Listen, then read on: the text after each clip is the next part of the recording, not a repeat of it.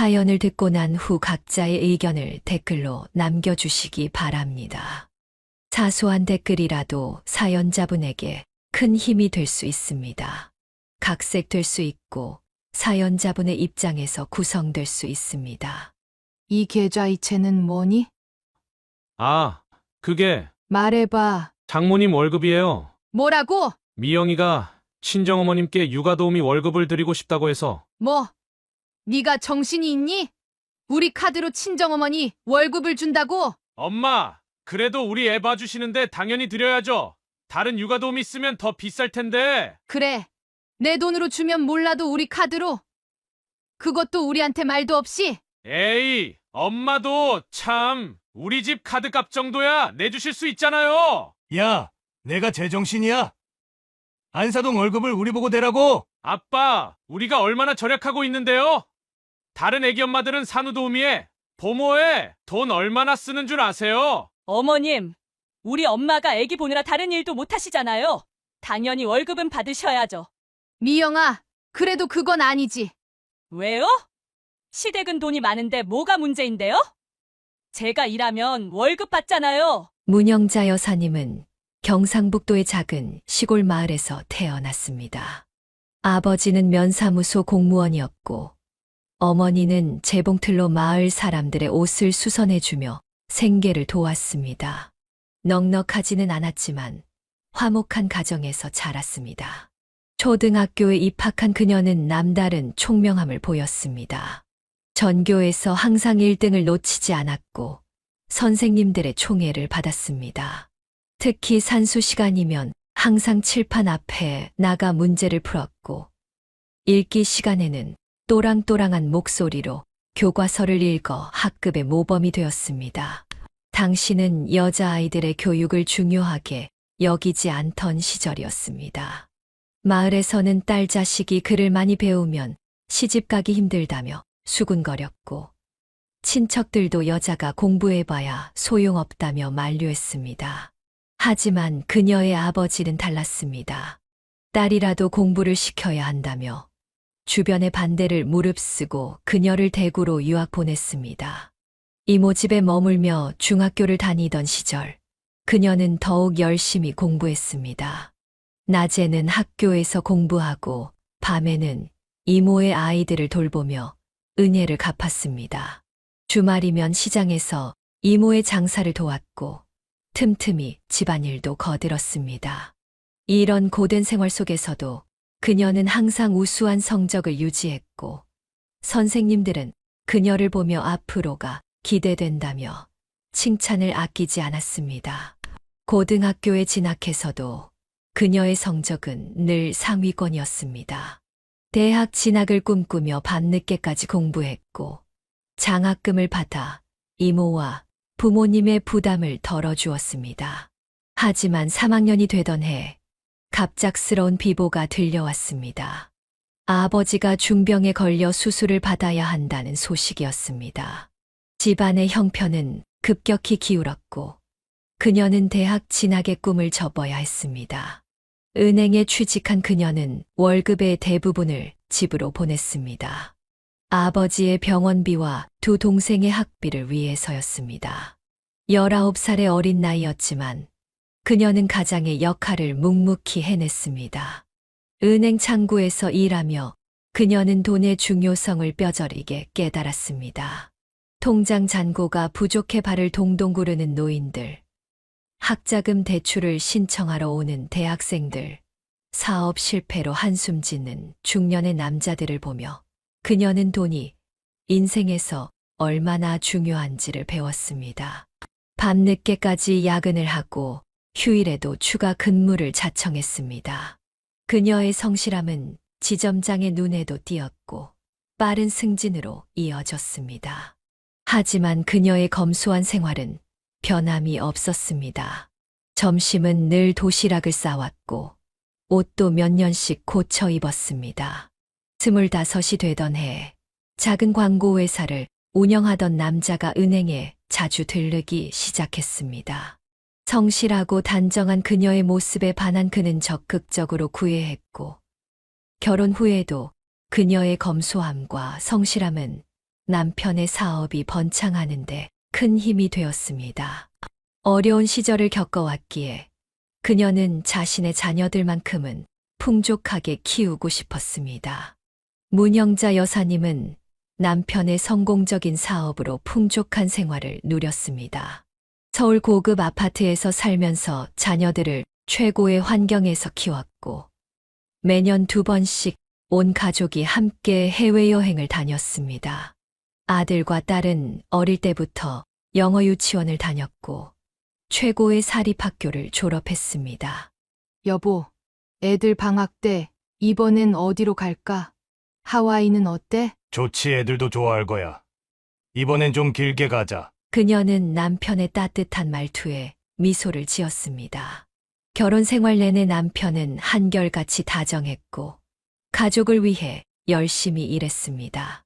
20대 후반에 결혼해서 35년 넘게 함께한 세월, 그동안 힘든 시기도 있었지만 지금은 모든 것이 안정적이었습니다. 주변 친구들의 부러운 시선을 받을 때마다 그녀는 겸손하게 처신했습니다. 넉넉한 살림에 자부심을 가지면서도 결코 허세를 부리지 않았고 오히려 더 검소한 생활을 실천했습니다. 두 자녀는 모두 우수한 성적으로 대학교를 졸업했고 그녀의 마음은 더할 나위 없이 뿌듯했습니다. 아들은 경영학과를, 딸은 약대를 나왔습니다. 돈으로 살 수 없는 것들도 많다는 걸 알았지만 적어도 경제적인 걱정 없이 자녀들을 뒷바라지할 수 있었습니다. 당신, 우리가 이렇게 잘 살 수 있는 건 다 당신 덕분이야. 무슨 소리야. 당신이 집안을 이렇게 잘 꾸려줘서지. 나는 밖에서 일하는 것뿐이야. 저녁이면 가족들이 모여 식사를 하며 하루 일과를 나누었고 주말이면 함께 영화를 보거나 드라이브를 다녔습니다. 명절이면 시댁과 친정을 오가며 가족의 정을 나누었고 생일이면 온 가족이 모여 축하를 했습니다. 한 가지 걱정이 있다면 아직 취직을 못한 아들이 걱정되었습니다. 우리 아들, 너무 조급해하지 마. 좋은데 취직할 수 있을 거야. 그녀는 이런 일상이 영원히 지속되기를 바랐습니다. 남편의 사업은 날로 번창했고 자녀들은 각자의 꿈을 위해 노력하고 있었습니다. 주변에서는 그들을 부러워했고 그녀 역시 자신의 삶에 감사했습니다.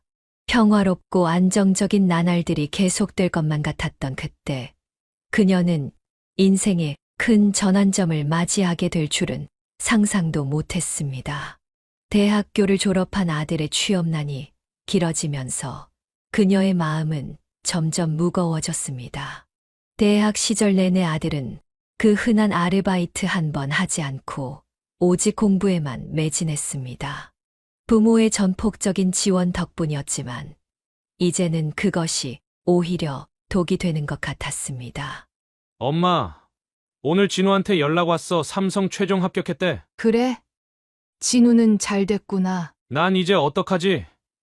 벌써 서류만 50번은 넘게 떨어진 것 같아. 그녀는 아들의 축 처진 어깨를 바라보며 마음이 아팠습니다. 취업 준비 생활이 2년째 접어들면서 아들의 자존감은 바닥을 쳤고 집에서 나가기를 꺼려했습니다. 여보, 우리 아들 좀 봐. 하루 종일 방에만 틀어박혀 있어. 내가 얘기 좀 해볼게. 사업하다 보니 아는 회사도 있고. 아니야. 그래도 자기 실력으로 취직하게 해줘. 매달 200만 원씩 생활비를 지원하면서도 그녀는 마음이 편치 않았습니다. 주변 친구들의 자녀들은 하나둘 취업에 성공했고 심지어 해외 유학까지 다녀오는 아이들도 있었습니다. 친구들과의 모임에서도 그녀는 아들 얘기가 나올 때마다 괜히 움츠러들었습니다. 명문대를 나왔다고 자랑하던 때가 무색하게 이제는 그저 빨리 취직이나 했으면 하는 바람뿐이었습니다. 아들, 중소기업도 나쁘지 않아. 처음부터 너무 큰 회사만 바라보지 말고. 엄마, 나도 알아. 근데 내 스펙으로 중소기업 가면 너무 아깝지 않아? 아들의 눈높이는 갈수록 높아져만 갔습니다. 명문대 출신이라는 자부심이 오히려 발목을 잡는 것 같았습니다. 중소기업 면접에서는 오버스펙이라며 거절당했고, 대기업은 너무 경쟁이 치열했습니다. 여보, 우리 아들 좀 회사에서. 안 돼. 아직은 좀 더 기회를 줘보자. 남편은 단호했습니다. 아들이 스스로의 힘으로 일어서기를 바랐기 때문입니다. 하지만 취업 실패가 거듭되면서 아들은 점점 자신감을 잃어갔고 밤낮이 바뀐 생활을 하기 시작했습니다. 엄마, 나 오늘 면접 또 떨어졌어. 괜찮아. 다음에 더 잘할 수 있을 거야. 퇴근 후 술에 취해 들어오는 날이 잦아졌고 집에서는 게임에 빠져 지내기 일쑤였습니다. 한때 장학금을 받으며 공부하던 모범생의 모습은 온데간데 없이 사라졌습니다. 남편도 깊은 한숨을 내쉬었습니다. 더 이상 이대로 놔둘 수는 없다는 것을 부부 모두 알고 있었습니다. 아들의 미래를 위해서라도 무언가 변화가 필요한 시점이었습니다. 3년의 취업 실패 끝에 남편은 결단을 내렸습니다.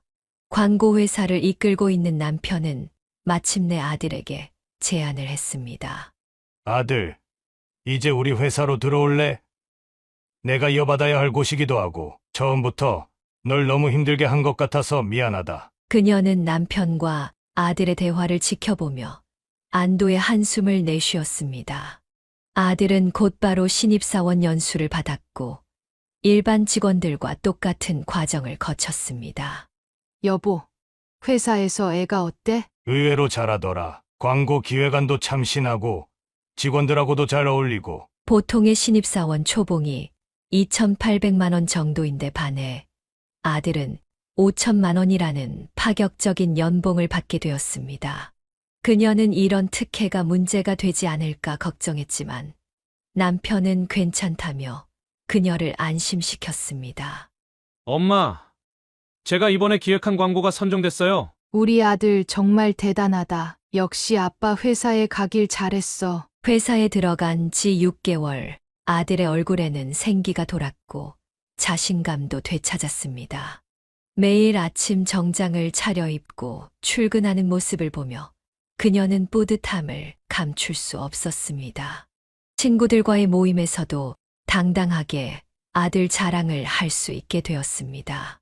취업난에 시달리던 시절이 마치 악몽처럼 느껴졌습니다. 여보, 우리 아들 진급 좀 빠르게 시켜줘야 하는 거 아닐까? 당신도 참 너무 서두르지 마. 다른 직원들 눈도 있고. 하지만 남편은 아들에 대해서만큼은 엄격했습니다. 가업을 이어받을 사람으로서 기본기를 철저히 닦아야 한다고 생각했기 때문입니다. 부장님, 이번 프로젝트는 제가 맡아보면 안 될까요? 좋아, 한번 내 실력을 보여줘봐. 직원들 사이에서도 아들은 점차 인정받기 시작했습니다. 늦은 밤까지 회사에 남아 일하는 모습을 보며 그녀는 가끔 마음이 짠했습니다. 아들, 너무 무리하지 마. 밥은 제때 먹고. 엄마, 걱정 마세요. 전 이제 완전 적응했어요. 1년이 지나자 아들은 팀장으로 승진했고 연봉도 인상되었습니다. 이제는 어엿한 광고 기획자로서 자신만의 영역을 구축해 나가고 있었습니다.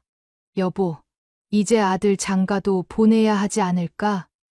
그래, 이제 제법 안정도 됐고 좋은 며느리 얻었으면 좋겠네. 아들의 회사 생활이 안정을 찾아갈 무렵 딸이 결혼 소식을 전해왔습니다. 약대를 졸업하고 약사로 일하던 딸은 약재과의 남자와 인연이 닿았습니다. 엄마, 저 만나는 사람이 생겼어요. 그래? 어떤 사람인데? 같이 일하는 약사 선생님이에요. 정말 착하고 성실하신 분이에요. 그녀는 딸의 상기된 얼굴을 보며 미소 지었습니다. 교제 6개월 만에 양가 상견례가 이루어졌고 사위 될 사람의 첫인상은 딸의 말처럼 깔끔하고 예의 바른 청년이었습니다. 여보, 어때요? 우리 사위들 양반. 괜찮아 보여. 똑똑하고 겸손하고. 예비 사위의 집안도 서울에서 대형 병원을 운영하는 의사 가문이었습니다. 양가는 금세 의기투합했고 결혼 준비는 순조롭게 진행되었습니다. 형자야, 큰딸 좋은 대로 시집 간다면서 축하해. 웨딩홀을 예약하고 신혼집을 알아보는 과정에서도 양가는 원활하게 의견을 조율했습니다. 서울 아파트를 신혼집으로 정했고 20억이 넘는 비용을 양가가 반반씩 부담하기로 했습니다. 딸, 신혼집 마음에 들어? 네.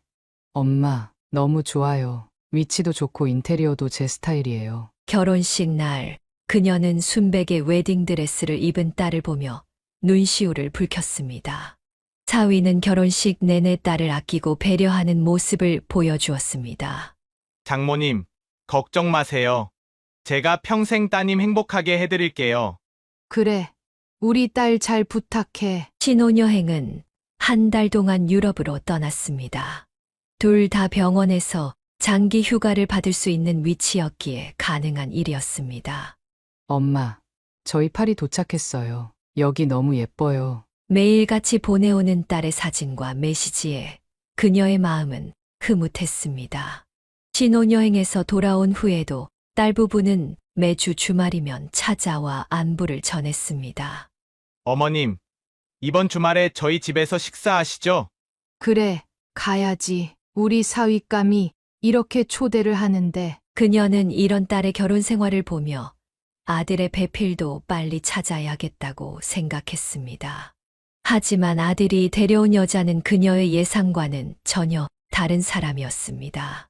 딸의 화목한 결혼 생활을 지켜보며 그녀도 아들의 짝을 찾고 있었습니다. 하지만 아들이 소개한 여자는 그녀의 기대와는 너무나 달랐습니다. 엄마, 제가 만나는 사람이 있어요. 어떤 사람인데? 지역 병원에서 일하는 간호조무사예요. 진짜 착하고 마음씨 좋은 사람이에요. 그녀는 순간 할 말을 잃었습니다. 직업에 귀천은 없지만 명문대를 나온 아들에게 여자친구가 간호조무사라니 기대와는 너무나 달랐습니다. 어머님, 저는 김미영이라고 합니다. 첫 만남에서 미영은 수수한 차림이었습니다. 하지만 그녀의 말투에는 어딘지 모를 거친 면이 있었습니다. 우리 아들이랑은 어떻게 만나게 된 거예요? 아, 제가 일하는 병원에 환자로 왔다가요. 근데 어머님, 이런 거 일일이 다 물어보셔야 돼요? 그녀는 순간 당황했습니다. 첫 만남부터 보이는 날선 태도에 놀랐지만 아들을 위해 참기로 했습니다. 친구와의 통화에서 그녀는 속마음을 털어놓았습니다. 여보, 걱정돼요. 저 애가. 난 더 걱정이야. 아들놈이 저런 애한테 홀딱 빠져서. 미영은 시간이 갈수록 본색을 드러냈습니다. 가족 식사 자리에서도 예의 없는 태도가 계속됐습니다. 미영 씨, 학교는 어디까지 나왔어요? 아휴, 고졸이에요. 왜요? 고졸이라고 무시하시게요? 아니, 그게 아니라. 됐어요. 어차피 돈 많은 시댁은 저 같은 거 맘에 안 들죠? 그녀는 속으로 한숨을 쉬었습니다. 하지만 아들이 좋아한다는 이유 하나로 참고 또 참았습니다. 엄마, 미영이 그래도 마음은 착해요. 겉모습만 좀 그렇죠. 그래, 내가 좋다면 됐다. 결혼 준비 과정에서도 미영의 태도는 변함이 없었습니다.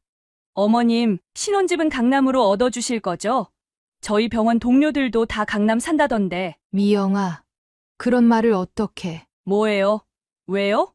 어머님, 아버님 돈 많으시지 않으세요? 결혼식을 앞두고 걱정은 더욱 커져갔습니다. 돈 한 푼 없이 들어오는 것은 상관없었지만 이런 며느리의 태도는 앞으로가 더 걱정됐습니다. 여보, 우리 아들 이대로 보내도 될까요? 며느리의 태도가 날로 걱정되던 차에 청천벽력 같은 소식이 들려왔습니다. 교제 6개월 만에 아들이 떨리는 목소리로 전화를 했습니다. 엄마, 저기 미영이가 임신했어요. 뭐라고? 그녀는 순간 다리에 힘이 빠졌습니다. 결혼도 하기 전에 무슨 소리냐고 따지고 싶었지만 이미 엎질러진 물이었습니다. 여보, 큰일 났어요. 애들이. 뭐? 혼전 임신이라고? 그 여자가 일부러 그랬을 수도 있어. 남편은 분노했지만 이미 상황은 돌이킬 수 없었습니다. 급하게 양가 부모가 만났습니다. 죄송합니다, 어머님. 제가 다 잘못했어요. 안사도는 고개를 숙였지만 미영은 당당했습니다. 엄마 나 혼자 잘못한 것도 아니고 뭐가 그렇게 죄송해. 미영아, 그게 무슨 말이야? 친정어머니가 말렸지만 미영은 태연했습니다. 어머님, 결혼식은 크게 해주실 거죠?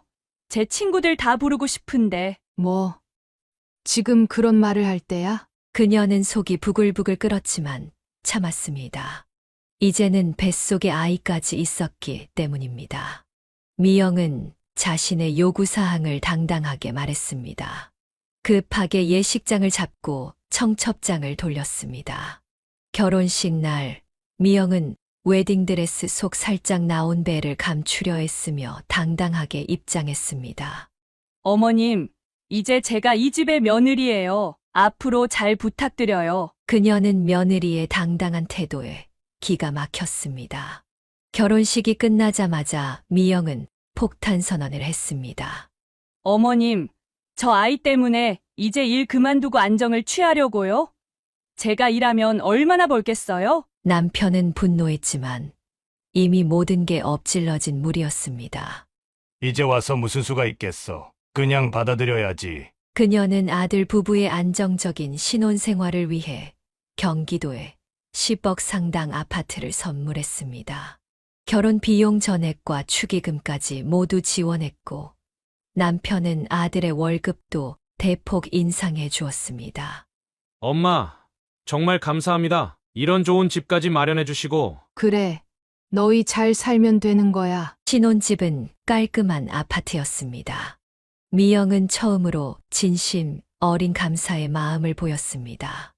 어머님, 이렇게 좋은 집을 마련해 주시다니 제가 진짜 잘 살게요. 새 집의 인테리어는 미영의 취향대로 꾸며주었습니다. 살림살이 하나하나 고급으로 맞추어 주자 며느리의 얼굴에는 웃음이 가득했습니다. 여보, 우리 이렇게 좋은 집에서 살게 될 줄 몰랐어. 그러게, 부모님께 정말 감사드려야지. 결혼식 축의금도 모두 며느리에게 맡겼습니다. 아들, 이제 와이프랑 맛있는 것도 사 먹고 잘 지내. 네, 아버지 정말 감사합니다. 신혼집 근처에는 백화점과 마트가 있어 생활하기 편했고 공원도 가까워 산책하기 좋았습니다. 미영은 임신 중에도 매일 가벼운 운동을 하며 건강 관리에 신경 썼습니다. 어머님, 오늘은 제가 반찬 좀 만들어 봤어요. 한번 드셔보세요. 어머, 이런 걸 다 했어? 솜씨가 꽤 있네. 처음으로 미영이 만든 반찬을 맛본 그녀는 놀랐습니다. 은근히 요리 솜씨가 있었던 것입니다. 여보, 우리 며느리가 이제 좀 달라진 것 같아요. 그래. 나도 느끼고 있어. 역시 사람은 믿어줘야 하나 봐. 아들도 일에 더욱 열중했습니다. 매일 아침 일찍 출근하고 늦게 퇴근하면서도 힘든 내색 하나 없었습니다. 아빠, 이번 프로젝트도 제가 성공적으로 마무리했어요. 그래. 우리 아들 잘하고 있네. 회사에서도 인정받기 시작했고 광고업계에서도 이름을 알리기 시작했습니다. 어머님, 저희 신혼집 들어와 보실래요? 이제 좀 자리 잡았거든요. 그래, 가보자. 신혼집을 방문했을 때 깔끔하게 정돈된 집안 분위기에 그녀도 흐뭇했습니다. 며느리가 나름대로 살림을 꾸려가는 모습이 보기 좋았습니다. 엄마, 미영이가 요즘 임신 중인데도 집안일도 잘하고 저한테도 잘해요. 다행이구나. 너희 잘 사는 게 엄마는 그게 제일 좋아. 하지만 이런 평화로운 나날도 잠시 첫 명절이 다가오면서 새로운 갈등이 시작되려 하고 있었습니다. 그때까지만 해도 그녀는 앞으로 벌어질 일들을 전혀 예상하지 못했습니다. 설날이 다가오자 그녀는 며느리에게 조심스레 명절 준비를 언급했습니다. 미영아, 이번 설날에는 우리 집에서 다 같이 모여서. 어머님, 죄송한데 저 이번에 못 갈 것 같아요. 입덧이 너무 심해서요. 아니, 그래도 첫 명절인데. 저 진짜 힘들어요. 친정엄마가 보살펴 주시는 게 편할 것 같아서요. 첫 명절부터 이러면 앞으로는 어쩌나 싶었습니다. 여보, 미영이가 많이 아픈가 봐요. 이해해줘요. 아들아, 그래도 첫 명절인데 어떻게 안 오니? 설날 아침 아들은 혼자 세배를 하러 왔습니다. 아들, 미영이는 좀 괜찮아? 네, 친정에서 푹 쉬고 있대요. 그런데 그날 오후 그녀는 우연히 프로필 사진을 보다가 깜짝 놀랐습니다. 여보, 이거 봐요. 뭔데? 며느리가 친정 식구들이랑 외식하는 사진이에요. 입덧이 심하다더니. 사진 속 미영은 활짝 웃으며 친정 식구들과 고급 일식집에서 식사를 하고 있었습니다. 여보, 저게 말이나 돼요? 첫 명절부터. 진짜 너무하네. 아들한테 전화해봐요. 하지만 아들은 오히려 미영을 감쌌습니다. 엄마, 미영이가 많이 예민해져서 그래요. 이해해주세요. 아들아, 그래도 다음 날은 더 충격적인 사진이 올라왔습니다. 친정 가족들과 노래방에서 찍은 사진이었습니다. 어머님, 저 노래방은 소독도 잘 되어 있고 환기도 잘 돼서 임산부한테 좋대요. 더는 참을 수가 없었습니다. 여보, 저 애가 우리를 완전히 무시하는 거예요. 그게 말입니다. 이제 본색을 드러내는구만. 설 연휴가 끝나고 며느리가 찾아왔습니다. 어머님, 제가 못 온다고 많이 서운하셨죠? 아니, 괜찮아. 그래도 친정엄마가 계시니까 저는 편하더라고요. 앞으로도 명절 때는 친정에서 보내려고요. 뻔뻔한 태도에 말문이 막혔습니다. 처음 보였던 감사한 마음은 온데간데 없이 사라지고 시댁을 하찮게 여기는 태도가 역력했습니다. 당신, 앞으로가 더 걱정되네요. 나도 그래. 이제 시작인가 봐. 부부의 우려대로 며느리의 행동은 점점 더 대담해져 갔고 시댁과의 거리는 더욱 멀어져만 갔습니다. 설날 이후 며느리의 행태가 점점 도를 넘어설 무렵 그녀의 생일이 다가왔습니다. 어머님, 죄송한데 저 내일 친정어머니랑 산부인과 검진이 있어서 못 갈 것 같아요. 아, 그래, 건강검진이 중요하지. 그녀는 서운했지만 애써 담담한 척했습니다. 결국 딸 가족과 아들만 초대해 조촐하게 생일 식사를 하기로 했습니다. 엄마, 미영이 때문에 많이 서운하시죠? 아니야, 검진이 더 중요하지. 그런데 그날 저녁 뜻밖의 전화를 받았습니다. 병원 원장님 부인인 친구에게서였습니다. 형제야, 아까 백화점 식당가에서 내 며느리 봤다? 미영이, 어디서? 그래, 친정 식구들이랑 한 10명은 됐을까? 생일 파티하는 것 같더라고. 손에서 전화기가 떨어질 뻔했습니다. 왜 그래요? 며느리가 검진 간다더니 친정 식구들이랑 백화점에서 파티를 했대요. 남편의 얼굴이 굳어졌습니다. 더 놀라운 건 말이야. 친구가 다시 전화해 왔습니다. 친정어머니가 다른 테이블 손님한테 자랑하더라고. 우리 사돈댁이 돈이 많아서 며느리 카드로 다 해결한다고. 그녀는 현기증이 날 것 같았습니다. 엄마, 죄송해요. 제가 미영이한테 따졌는데 뭐라고 하던? 산부인과는 다음 주 예약이었대요. 친정어머니가 갑자기 생일이라고 해서. 말문이 막혔습니다. 시어머니 생일도 제쳐두고 친정 모임을 가진 며느리의 태도에 그리고 그것을 눈 감아준 아들의 우유부단함에 분노가 치밀었습니다. 당신, 이제 어쩌면 좋죠? 더 지켜봐야겠어요. 아직 뱃속에 아이도 있고. 부부는 깊은 한숨을 내쉬었습니다. 이제 막 시작된 갈등의 조짐이 어디까지 이어질지 그들은 아직 알지 못했습니다. 출산 예정일이 다가오자 그녀는 설레는 마음으로 준비를 했습니다. 손주를 위해 유명 백화점에서 고급 아기 용품을 하나하나 정성스레 골랐습니다. 미영아, 이런 거 필요하지 않을까 해서. 어머님, 저희는 다 준비돼 있어요. 친정엄마가 벌써 다 사놓으셨거든요. 그녀는 또다시 상처를 받았지만 애써 미소를 지었습니다. 출산하면 산후조리원 알아봐둘까? 아니요, 전 산후조리원 안 갈 거예요. 제가 간호사 출신이라 산후조리는 잘 알아요. 친정엄마랑 집에서 할 거예요. 그래도 첫 아기라. 어머님, 제가 더 전문가예요. 친정엄마도 간호사 출신이시고. 결국 출산 당일 진통이 시작되자 미영은 친정어머니를 불렀습니다. 어머님 피곤하실 텐데 오시지 않으셔도 돼요. 저희 엄마가 계시니까. 아들이 전해주는 말에 눈물을 삼켰습니다. 여보, 우리도 가봐야. 안 돼요. 미영이가 스트레스 받는데요. 첫 손주의 탄생 순간에도 그녀는 병원 복도에서 기다려야 했습니다. 출산 소식은 친정어머니를 통해 전해 들었습니다. 아들, 이게 말이 되니? 엄마, 조금만 참아주세요. 미영이도 나중에는 마음을 열 거예요. 퇴원 후 미영은 곧바로 친정으로 향했습니다. 그녀는 매일 전화로 안부를 물었지만 대부분 지금은 좀 힘들어요. 라는 대답뿐이었습니다.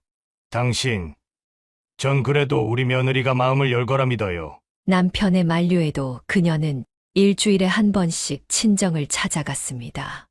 매번 정성스레 준비한 음식을 들고 갔지만 대부분 문 앞에서 돌려보내졌습니다. 어머님, 아기가 예민해서 오늘은 안 될 것 같아요. 그래, 이건 갖고 있어. 돌아오는 길, 그녀는 차 안에서 눈물을 흘렸습니다. 하지만 포기하지 않았습니다. 미영아, 산모한테 좋은 미역국인데. 이런 거 안 주셔도 되는데 다음부터는 하지 마세요. 한 달이 지나도록 손주 얼굴 한 번 제대로 보지 못했지만 그녀는 계속 마음의 문을 두드렸습니다. 언젠가는 며느리도 이 진심을 알아줄 거라 믿었기 때문입니다. 여보, 우리 며느리가 지금은 이래도 시간이 지나면 달라질 거예요. 당신 마음 잘 알지만 너무 상처받지 마요. 그녀는 포기하지 않았습니다. 손주를 위한 옷가지며 장난감을 사 모으면서 언젠가는 함께 웃을 수 있는 날이 올 거라 믿었습니다. 아기의 100일이 다가오자 그녀는 기대에 부풀었습니다. 하지만 초대는커녕 연락조차 없었습니다.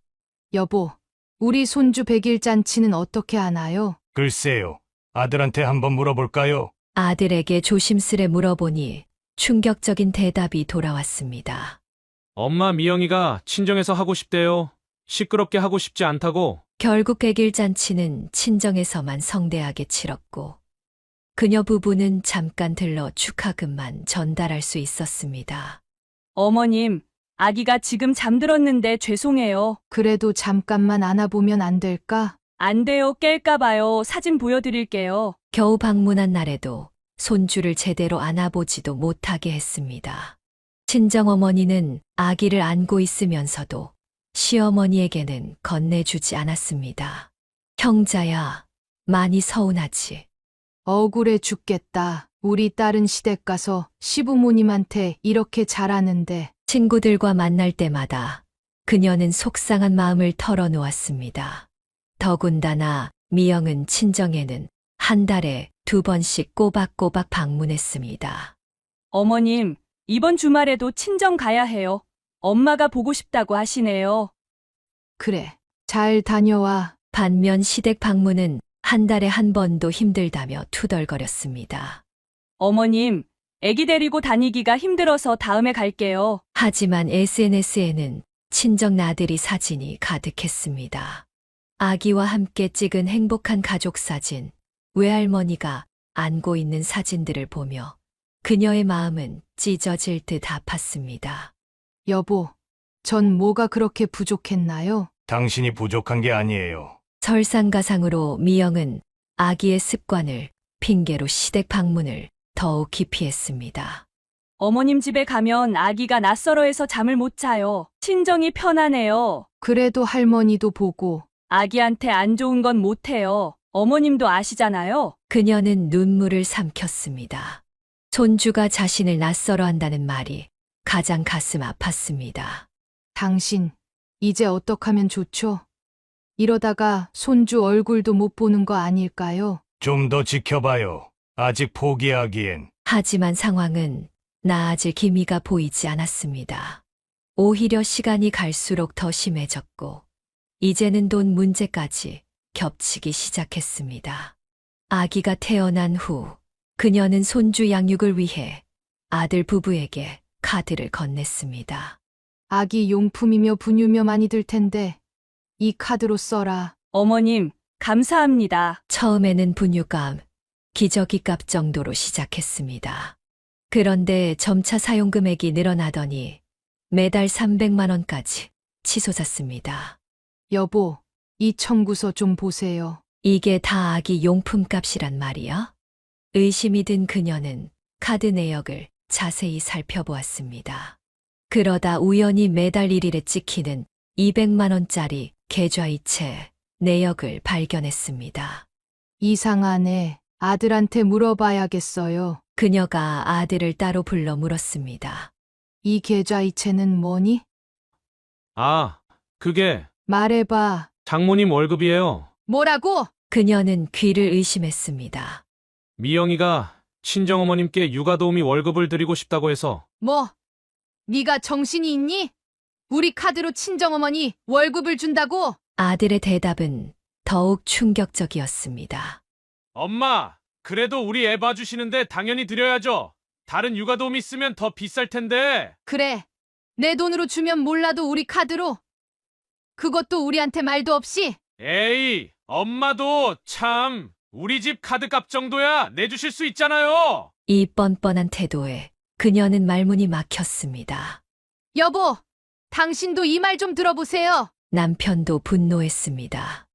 야, 내가 제정신이야?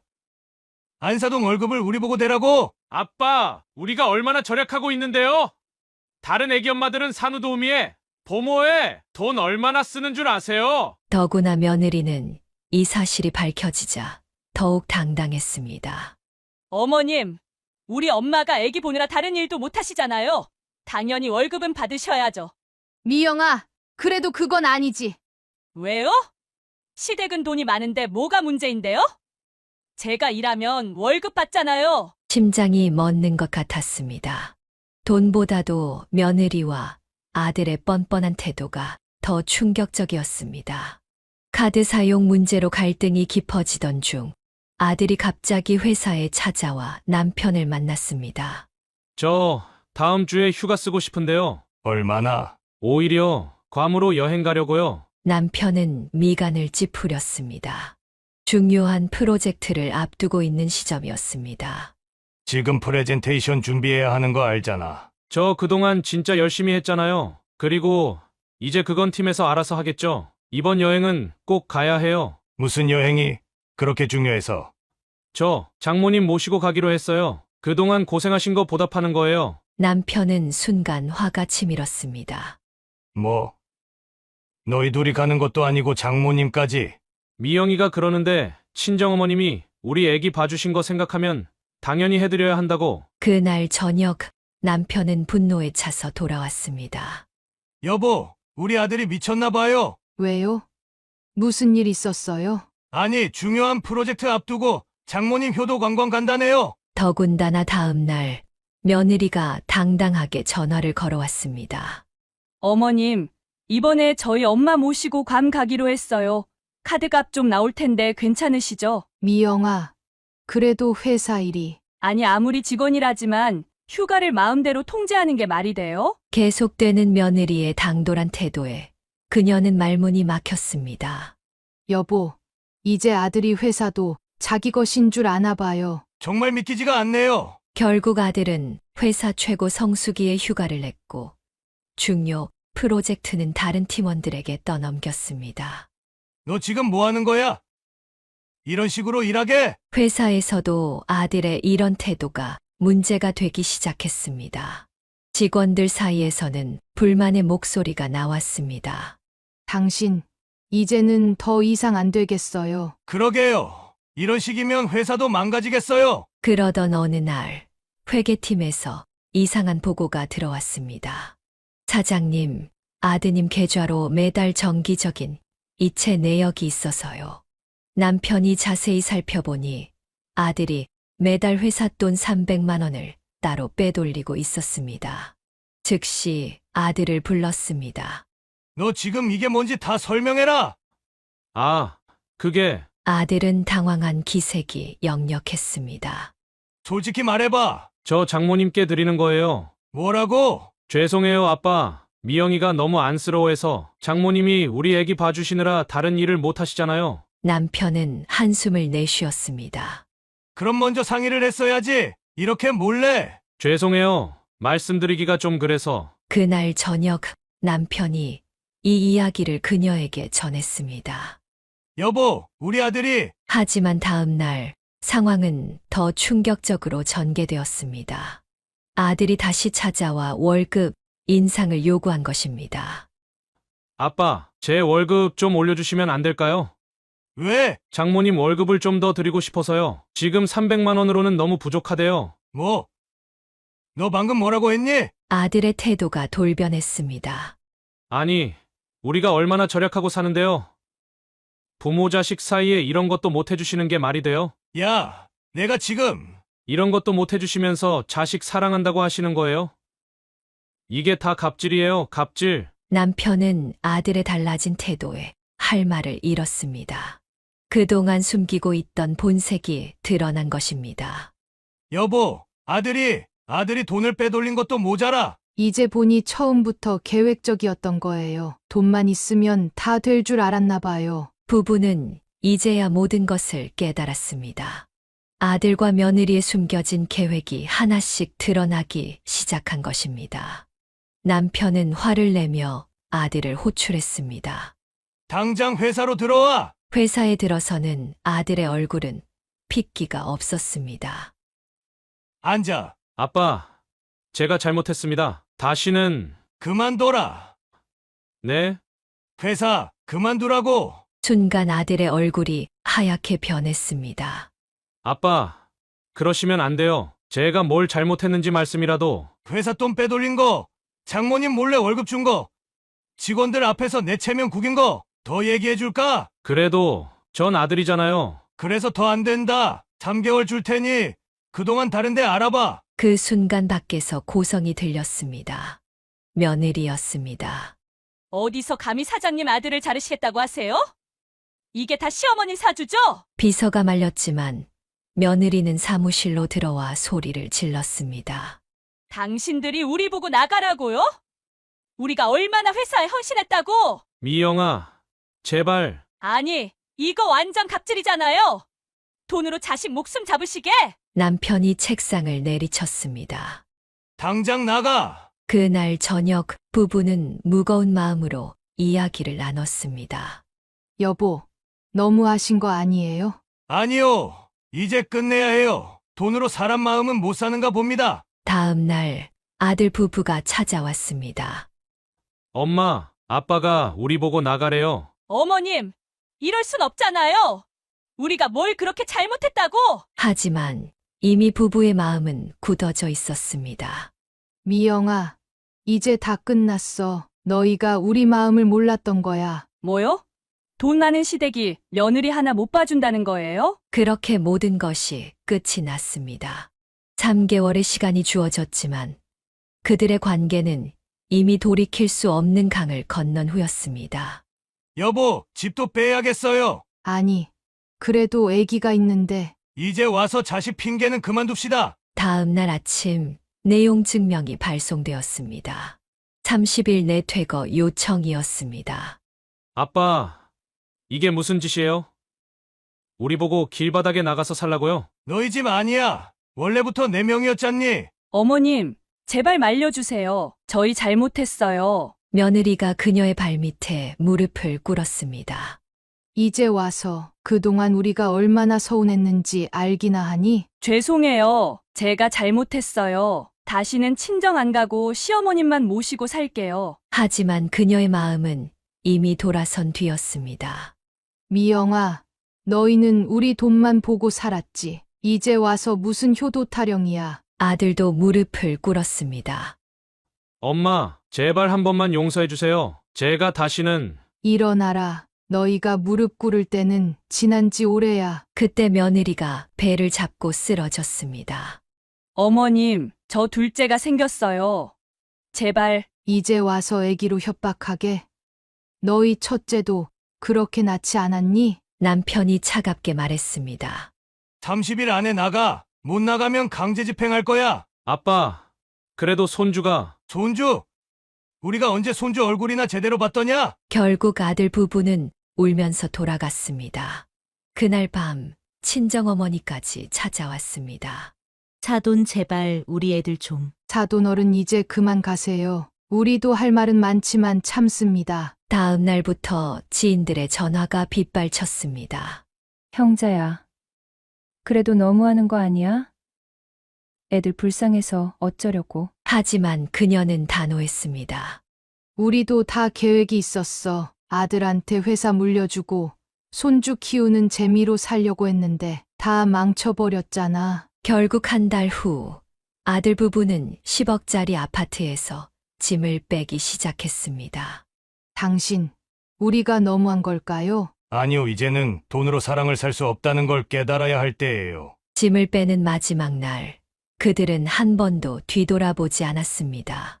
이제 모든 게 끝난 것입니다. 모든 게 끝난 후 그녀의 집은 이전과는 다른 정막이 감돌았습니다. 손주의 웃음소리도 아들의 목소리도 없는 텅 빈 공간만이 남았습니다. 엄마, 동생네는 결국 친정으로 들어갔대요. 딸이 전해주는 소식이었습니다.